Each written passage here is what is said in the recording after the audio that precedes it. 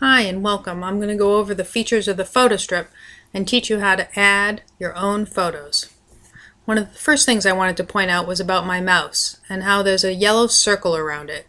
This is so it's easier for you to follow me as I move across the page.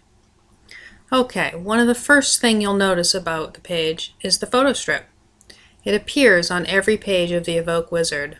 I'm just going to click through a couple pages here so you can see that as I click through, the photos randomly change order.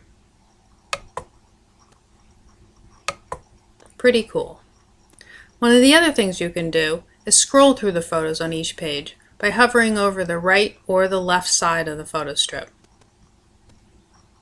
Now I'll move over to the left and you'll see they scroll in the other direction.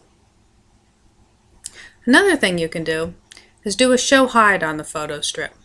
By using this X icon down here in the bottom right of the photo strip, it's a toggle switch and it hides the photos or shows the photos. I'm going to click the X and the photos disappear. If I click this camera icon, they'll reappear. This can be very convenient if you're working on a small workspace on a travel laptop or something like that. Again, click the X, the strip disappears, click the camera, the photos reappear.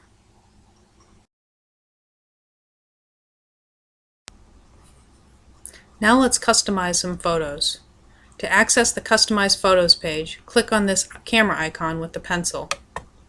You can also access the Customize Photos page by double-clicking on the actual photo strip at any point, anywhere on the website. In order to add a photo, we want to add a new URL address or location, web location of the photo to this list here. I've already picked out some photos ahead of time. I'm going to click over on some of my tabs up here to do that. This photo is of a garden. It's actually Monet's garden, and one of the things I'd like to do is go visit it from my life plan. So I thought it would be an appropriate picture to add to my photo strip. I'm going to highlight the web address up here, right click on it, and hit copy. Now I'm going to go back over to the website, click down in this box here, and hit enter to give myself a new line. I'll right click and hit paste, and there we go. Sometimes part of the address from the previous photo joins in with the new photo. You can see here the .jpeg and the HTTP joined up, so I need to watch out for that, and I'm going to hit enter and just separate them again. Now to finish the process, I scroll down and hit save. I'm going to scroll through the photo strip and see where my photo is.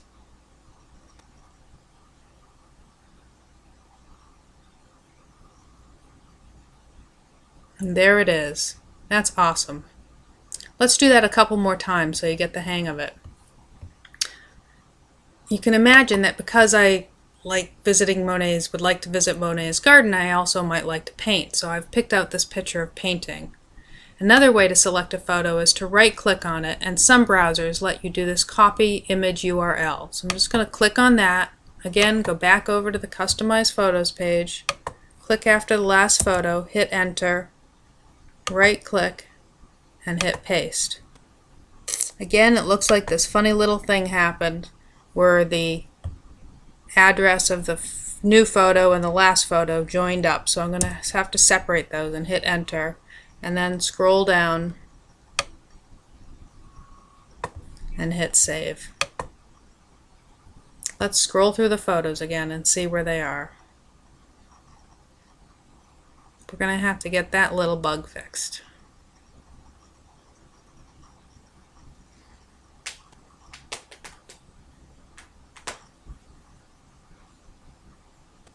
Okay, I don't see it yet. Let me scroll down and see what it's looking like. Looks okay. Let's just try hitting save again. Oh, and there it is. Again, this is something else that sometimes happens. You might have to click save twice. So there I am, painting in Monet's garden.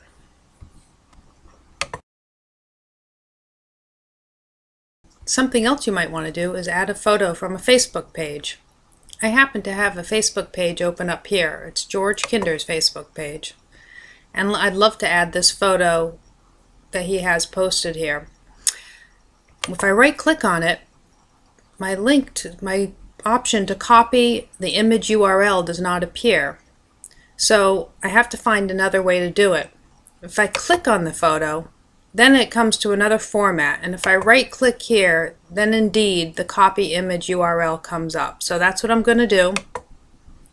I'm going to go back to the customize photos page.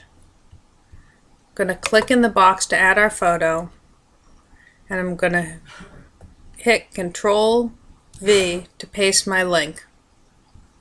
Then I'm also going to hit save. Now let's scroll through our photos and see if it's come up.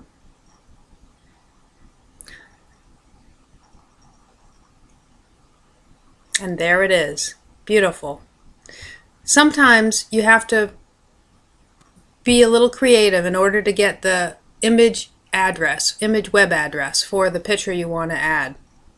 It's not always available where the picture is first posted on places like Facebook or Pinterest, things like that, or blogs. Sometimes it's easy to copy the image URL right away, and other times you've got to investigate a little. Just keep trying. You can usually find it. Okay, let's add one more photo. I'm going to go up here.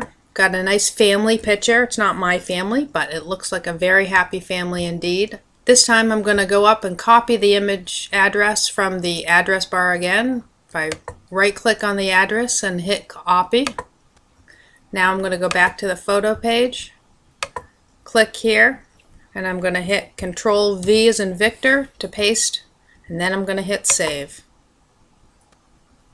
Let's again go scroll through.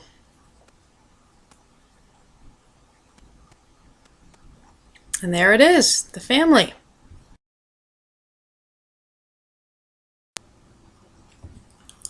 Now let's delete some photos.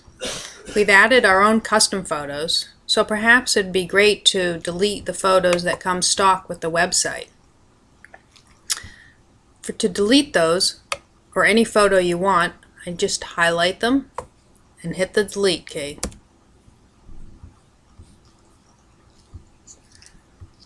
Then I hit save.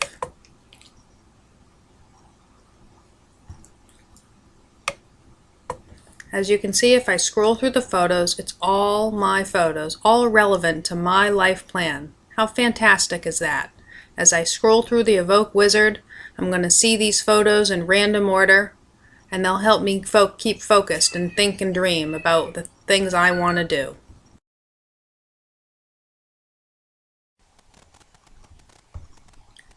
One of the last things we want to cover on the photo strip is returning the photos to their default set of images. We've gone through these and added our own custom photos, but say we just want to return it back to the photos at the beginning because they were pretty lovely. We go down to this link here. Click here and read the text. It says click here and then press the save button. Please note that doing so will delete any images you've previously added. So that's what we're going to do.